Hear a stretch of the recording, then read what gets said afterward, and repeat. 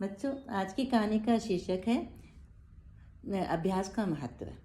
पुराने समय में जब गुरुकुल की प्रथा चलती थी, बच्चे जाकर के गुरु के घर में ही रहते थे और वहीं पढ़ते थे।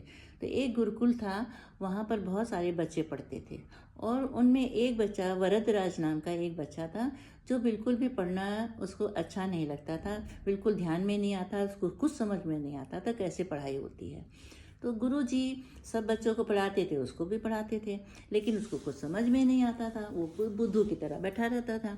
तो एक दिन गुरु जब उससे कुछ पूछते तो वो बता ही नहीं पाता था। तो एक दिन गुरुजी ने उसको अपने पास बुलाया और कहा कि बेटा, आपको तो कुछ समझ में नहीं आता, पढ़ते नहीं हो, मन ही नहीं लगाते, आप अपने घर वापस चले जाओ।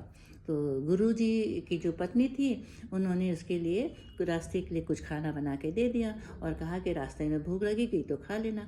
वो जा करके फिर एक कुएं की जगह पे बैठ गया, जा करके रास्ते में कुआं पड़ा, उसी पे बैठ गया कि यहीं खाना खा लूँगा, यहीं पानी पी लूँगा। तो खाना खाते खाते उसने देखा कि कुएं की जगह पर वहाँ पर एक पत्थर रखा हुआ है और पत्थर के ऊपर रस्सी के निशान पड़े हुए हैं। तो वो सोचने लगा कि इतने कठोर पत्थर पर रस्सी का निशान कैसे पड़ सकता है। तो जब उसने देखा कुछ लोग आए पानी भरने के लिए, रस्सी रस्सी वहाँ रगड़ रही थी, फिर निकलते बार बार निकालने से डालने से रस्सी रगड़ती थी, जिससे पत्थर कट गया। तो वरदराज को बुद्धि में आई बात कि अरे, जब इतने कठोर पत्थर को रस्सी की रगड़ से कट जाता है, तो हम बार बार अगर हम एक अभ्यास करें पढ़ाई का, जो गुरुजी पढ़ाते हैं उसको हम बार बार याद करें, तो हमें कैसे नहीं याद होगा।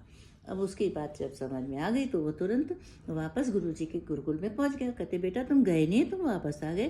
कहते, नहीं गुरुजी, मैं दोबारा अब पढ़ूंगा, मन लगा के पढ़ूंगा। तो गुरुजी ने कहा, तो ये तो बहुत अच्छी बात है, पढ़ो।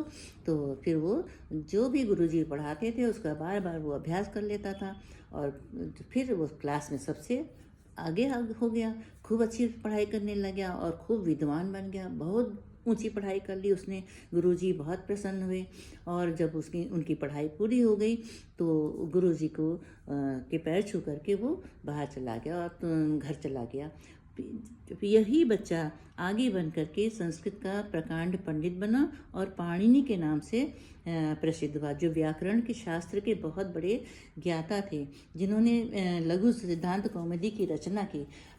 ऐसा था वो वरदराज।